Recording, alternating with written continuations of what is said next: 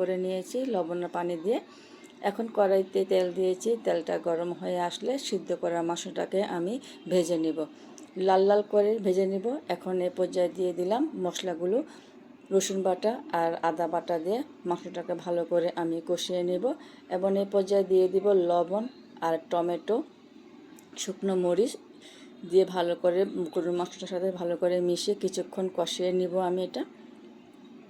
তো বন্ধুরা দেখতেছেন মাংসটা ভালো করে কষানো হয়ে গিয়েছে, এই তো তেলটা ছেড়ে আসছে ভালো করে। এখন আমি এই পর্যায়ে দিয়ে দিব মাংস যে সিদ্ধ করেছি সেই পানিটা আমি এখানে দিয়ে দিব। মাংসটা পানি দেওয়ার পরে ভালো করে নেড়ে চেড়ে দিব। এখন এই পর্যায়ে দিয়ে দিব গরম মশলা, এলাচি, দারচিনি, লবঙ্গ, তেজপাতা দিয়ে ভালো করে এটা মিশিয়ে নিয়েছি। এখন এই পর্যায়ে দিয়ে দিব কালো গোলমরিচের গুঁড়ো আর দিয়ে দিব টমেটো পেস্ট। টমেটো পেস্টটা দেওয়ার পরে নেড়ে চেড়ে ঢাকনা দিয়ে রেখে দিব। এতে আমার পানিটা শুকিয়ে গিয়েছে, তেলটা উপরে ভেসে আসছে।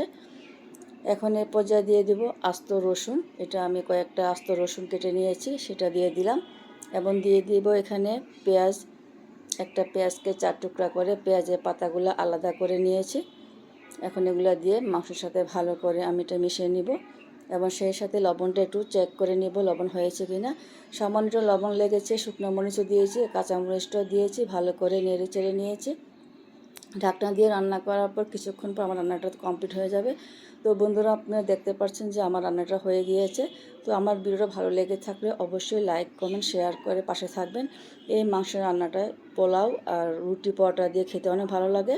তো আজকের মতো বিদায় নিচ্ছি, সবাই ভালো থাকবেন, আল্লাহ হাফেজ।